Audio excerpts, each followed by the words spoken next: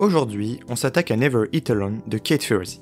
Nous allons voir comment faire de chaque rencontre, de la plus anodine à la plus exceptionnelle, de précieuses alliés pour le futur. Pour ce faire, il faut avoir une bonne mentalité, c'est-à-dire faire preuve de générosité. Il ne faut pas chercher à compter les points dans une relation, ce n'est pas parce que je lui ai donné 10 qu'il doit me rendre 10. Je dois plutôt me poser la question, comment puis-je aider chaque nouvelle personne que je rencontre à atteindre son objectif? Pour réussir cela, il faut avoir en tête nos propres objectifs. Pour les trouver, on peut s'aider de nos passions.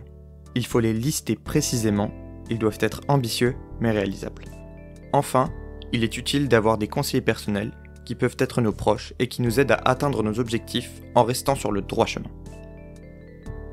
Troisième point très important dans la mentalité, il faut savoir anticiper. Par exemple, si je me rends à une réunion d'anciens élèves de mon lycée, je sais qu'il y aura Bill que je n'ai pas vu depuis 10 ans et qui est aujourd'hui dans une situation qui pourrait m'aider à atteindre un de mes objectifs. Alors je vais me renseigner sur ce qui intéresse Bill aujourd'hui et sur comment moi je pourrais l'aider à atteindre ses objectifs afin qu'en retour il puisse m'aider aussi. Le quatrième et dernier point très important dans la mentalité est l'audace. Il faut oser et mettre ses peurs de côté. Pour ce faire, il y a plusieurs solutions. On peut apprendre à parler en public ou même se trouver un modèle. Néanmoins, si l'on veut se bâtir un réseau, il va falloir se jeter à l'eau et aller parler avec des gens. Maintenant que nous avons le bon état d'esprit, nous pouvons ouvrir la boîte à outils de la construction des relations durables. Premier point, il faut préparer les rencontres que l'on peut préparer. Pour ce faire, il faut connaître les individus à qui l'on va s'adresser. On peut chercher des points communs entre eux et nous. On peut bien évidemment s'aider de tout ce qui est réseaux sociaux pour arriver à ce but. Le deuxième point est d'essayer de provoquer le destin en se trouvant au bon endroit, au bon moment. Kate Ferrazzi nous donne un exemple frappant. Alors qu'il allait participer à une table ronde, il se renseigna sur les différents invités. Il vit que l'ancien PDG de Procter & Gamble, John Pepper, avait étudié à Yale tout comme lui. Il chercha alors un point commun entre John et lui et s'aperçut qu'ils avaient eu le même professeur, Robin Winks. Le jour de la table ronde, il put entamer la conversation avec John Pepper en parlant de cet ancien professeur et ils partagèrent ensemble de vieux souvenirs. John put donner de précieux conseils à Kate Ferrazzi pour sa nouvelle société et ils restèrent en contact de nombreuses années après cet événement. Pour réussir à construire cette relation durable, Kate a appliqué le point que nous allons voir tout de suite. Il a suivi la rencontre. C'est-à-dire que quelques jours après leur rencontre, Kate Ferrazzi a envoyé un email de remerciement à John Pepper en lui rappelant un moment marquant de leur conversation et en lui disant qu'il avait vraiment apprécié de discuter avec lui. Le troisième outil à exploiter sont les liens faibles. Contrairement à leur nom, ces liens sont très forts et nous permettent de rencontrer de nouvelles personnes très facilement. Le quatrième et dernier outil est l'appel ou l'email chaud, c'est-à-dire que l'on va contacter quelqu'un de la part d'un tel. Ainsi, notre crédibilité augmente. Il va toutefois falloir présenter ce que l'on a apporté à cette personne très rapidement. Petit outil bonus, les repas sont un moment de convivialité et un moment dans lequel on peut créer des liens forts assez rapidement. Il convient donc d'essayer de ne jamais manger seul pour créer de bonnes relations durables. Maintenant que nous avons réussi à créer un contact, il faut transformer ce contact en une relation durable.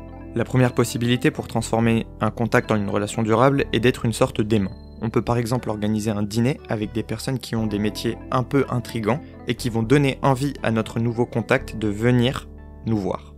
Le deuxième point est d'essayer de se rendre indispensable aux yeux de notre nouveau contact. Il faut essayer de trouver des solutions pour pouvoir l'aider. Qui peut aider notre nouvelle relation ? Enfin, il faut rappeler à notre nouveau contact qu'on existe. Donc à court terme, on envoie un mail quelques jours après la rencontre et un premier appel après un mois. À moyen terme, on peut relancer au bout de 2 mois. Et enfin à long terme, on se contentera de 3 appels par an pour garder le lien avec notre nouvelle relation. Quatrième point, il faut savoir vivre avec son temps et utiliser le digital pour construire son réseau.